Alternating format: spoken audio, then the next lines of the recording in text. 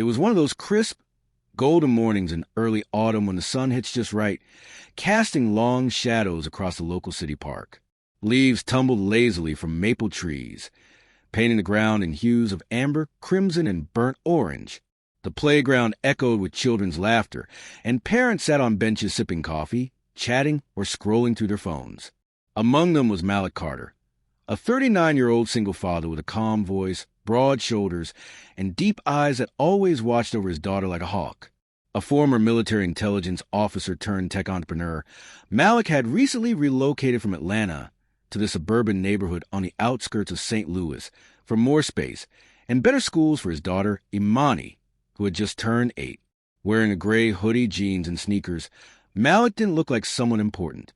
And to most, that's all they saw, a tall black man, quietly watching his daughter play from a park bench with a stainless steel travel mug in hand.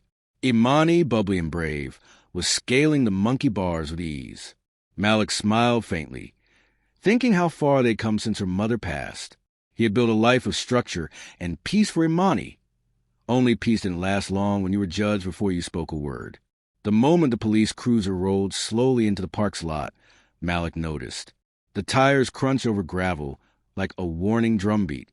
Officer Richard Coleman, known among locals as Rick the Ruleman, stepped out, shades on, baton swinging lazily at his hip. Coleman was mid-40s, but was cut, belly creeping over his belt, and known for two things: enforcing rules that didn't exist and profiling people who didn't look like him. Malik felt the moment Coleman's eyes landed on him. He straightened up, the tension involuntary but familiar. Coleman strolled right past a cluster of white parents near the slide and made a beeline for Malik's bench. "You live around here?" Coleman asked without so much as a greeting. Malik blinked. "Excuse me?" "I said, do you live around here?" Coleman repeated, arms folded, one hand resting near his holster.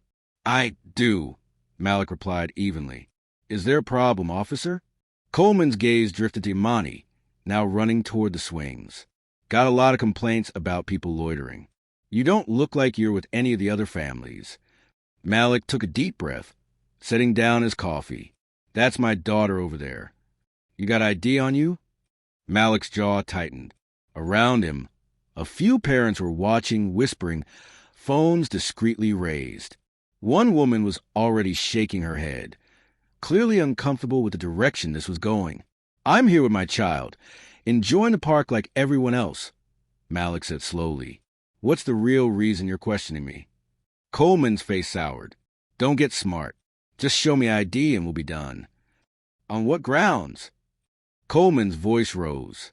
"Don't make this harder than it has to be, sir." Imani saw the tension and began walking back, her step small and unsure.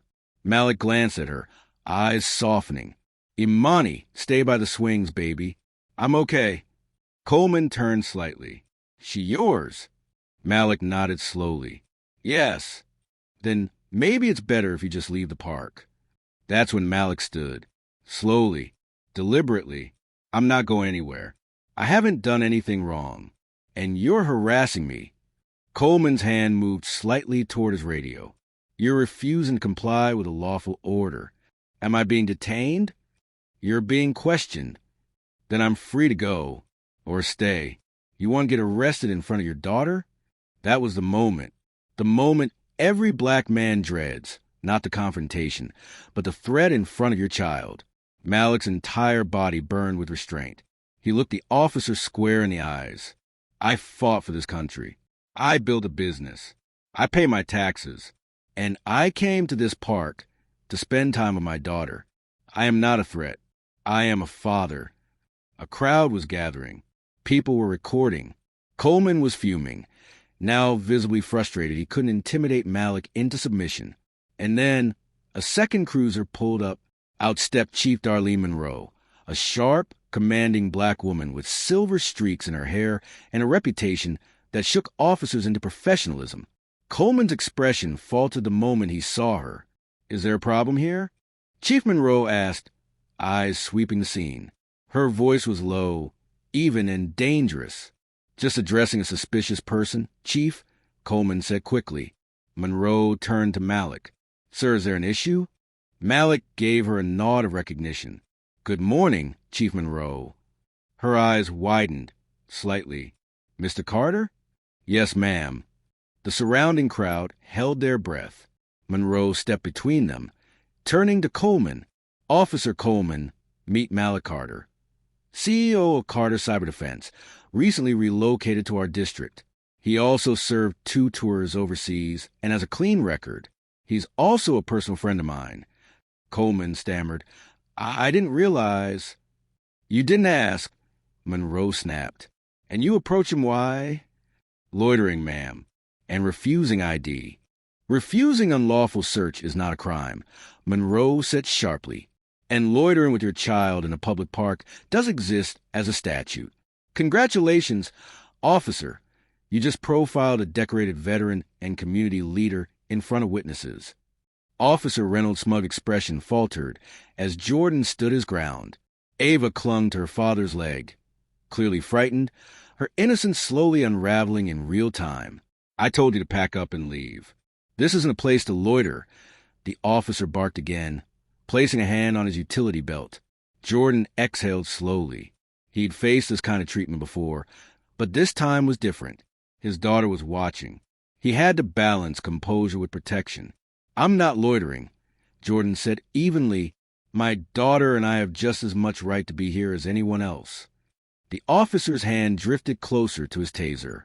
"Look, you can either leave quietly or I'll—" Suddenly, a second patrol car screeched to a halt nearby. Out stepped Police Chief Emily Hargrave, a stern but fair leader known for running a tight, inclusive department. She was a tall, middle-aged white woman with a commanding presence, and she didn't look pleased. "Reynolds!" she called out, storming over. "What's going on here?" Reynolds stiffened. "Chief, just, clearing out a suspicious loiterer. This guy won't leave the area." Emily turned her gaze to Jordan, and her eyes widened with recognition. "Mr. Matthews?" Jordan nodded. "Hello, Chief Hargrave. Everything okay here?" Jordan's calm voice carried weight. "Your officer seems to think I don't belong here because I'm sitting with my daughter." Chief Hargrave's face hardened as she looked back at Reynolds. "Do you know who this is, Reynolds?" Jordan Matthews is a director of community outreach for the mayor's office, the same man who helps fund our youth programs, including the very one you patrolled last month. Reynolds' mouth opened, but no words came out. "And beyond that," she continued sharply, "Jordan Matthews is a decorated Army veteran, a licensed social worker, and a single father. He has done more for this community than most people wearing a badge ever will." A long silence followed. Families nearby had turned to watch. Whispers floated in the air. Reynolds stammered, "I didn't know." "That's the problem." The chief cut in. "You assumed. You profiled. You embarrassed this department and frightened a child."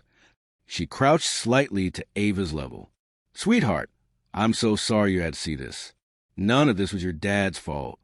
Ava nodded, still clutching her father's hand. Chief Hargrave stood tall again. "Reynolds, turning your badge and gun. You're suspended pending an investigation." "But," Reynolds began. "No buts." As the officer reluctantly walked to his car, the chief turned back to Jordan. "I want to apologize personally. You didn't deserve this. Ava didn't deserve this." Jordan gave a sad smile. "I wish I could say it's the first time." "I know," she said, her voice quieter. "But I promise it'll be the last time under my watch." Racism hides behind uniforms, assumptions, and power, but always reveals itself through actions. And when it does, it must be met with truth, accountability, and leadership that listens. No child should grow up thinking they're unsafe because of the color of their parents' skin. Like, comment, and subscribe for more real, emotional storytelling.